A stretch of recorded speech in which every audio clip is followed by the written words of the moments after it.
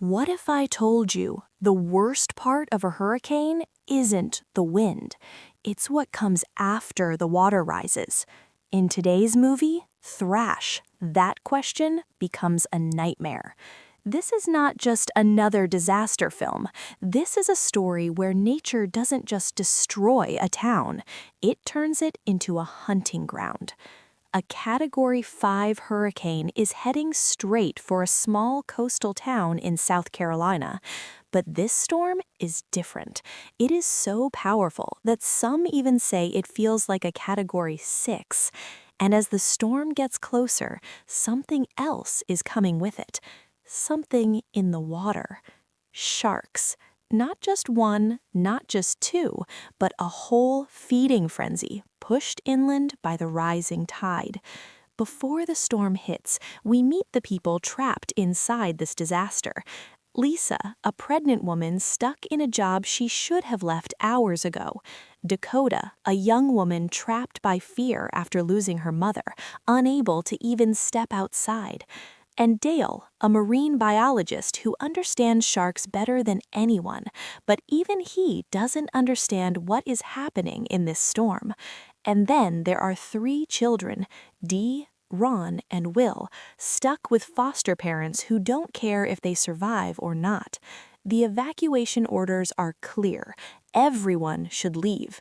But they don't, and that is the first mistake. Because when the hurricane finally arrives, everything changes forever. The wind screams, the water rises, and the levees break. But what spills into the town is not just water, it is the ocean itself. And inside it, something is moving, something hungry. And what happens next changes everything.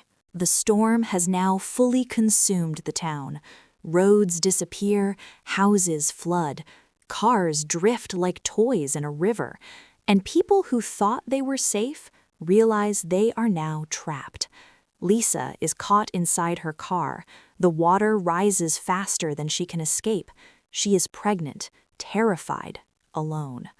Dakota, inside her home, refuses to go outside, but when she sees Lisa trapped nearby, something inside her begins to change.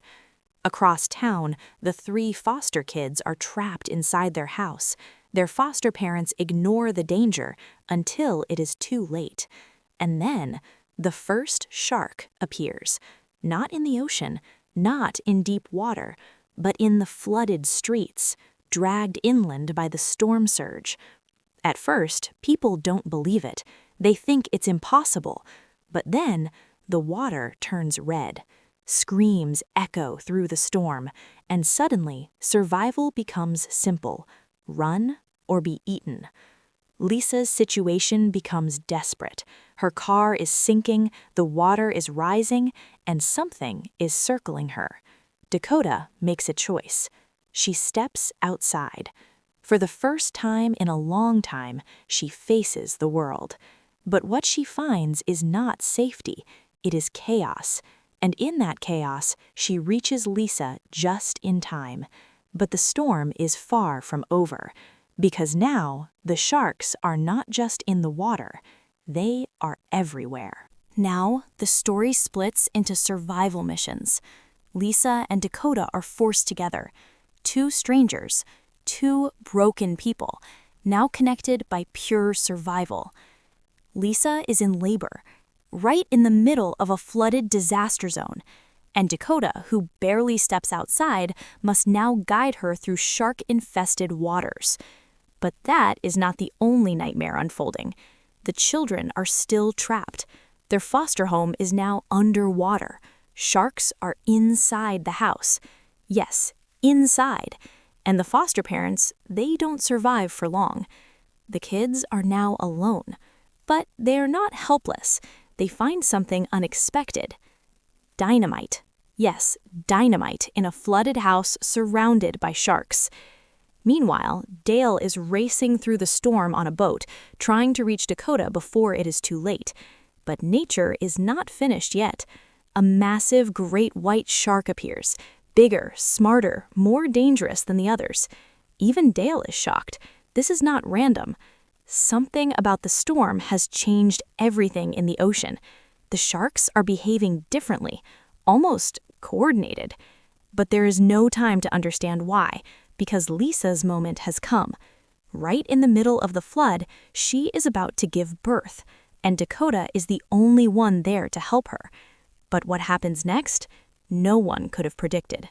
Most disaster or shark movies end with one clear idea: defeat the monster, survive the threat. But Thrash does something very different. It's not about defeating the sharks. It's not about stopping the storm. Instead, the ending focuses on one thing: survival no matter the cost. As the film reaches its climax, everything is collapsing at once. The hurricane is at full force. Floodwaters have swallowed the town. Sharks are moving freely through homes and streets. Communication is breaking down, and every character is pushed to their limit. There's no safe place left. The emotional centerpiece of the ending is Lisa. She is trapped in a flooded environment, surrounded by danger, exhausted, terrified, and completely vulnerable.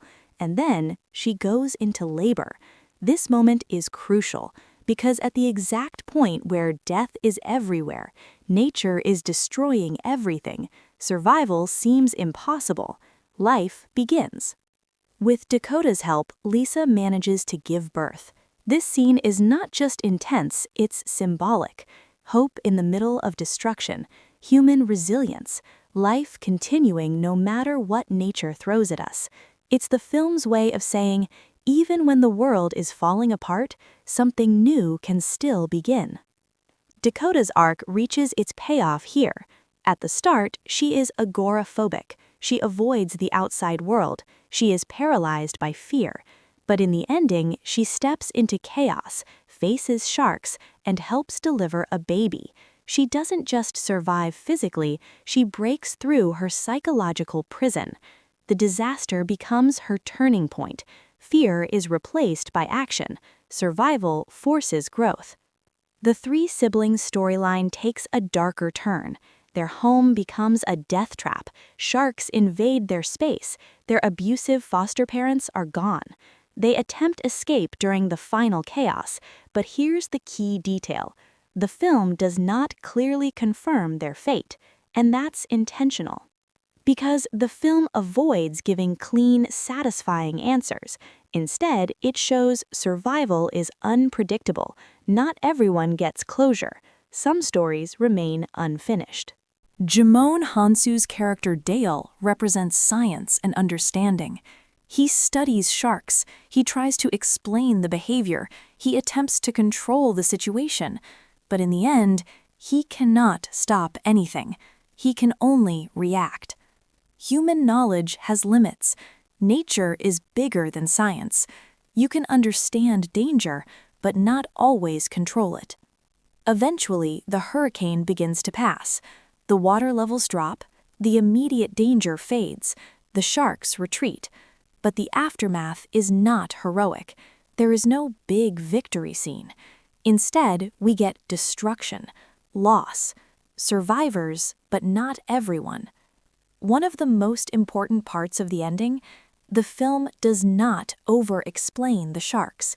Yes, we get hints. Storm surge brought them inland, environmental disruption changed behavior, but there's no big reveal like, this is the exact reason everything happened.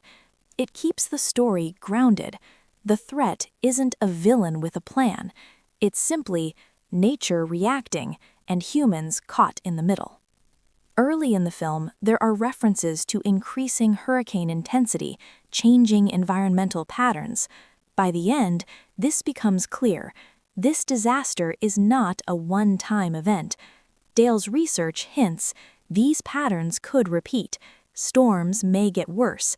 Shark behavior may continue to change. The ending of Thrash revolves around three key ideas. 1. Survival greater than victory. There are no heroes defeating the threat. Living through it is the only win. 2. Nature cannot be controlled. Humans adapt. Nature doesn't. 3. Life continues. Lisa's baby represents hope, continuity, the future after disaster. The ending leaves you with mixed feelings: relief that some survived, sadness for those who didn't, and uncertainty about what comes next. And that's the point, because Thrash isn't about a clean ending, it's about a realistic one. In the end, the storm stops, the sharks disappear, but the fear, that stays, because the next time the water rises, you won't know what's swimming beneath it.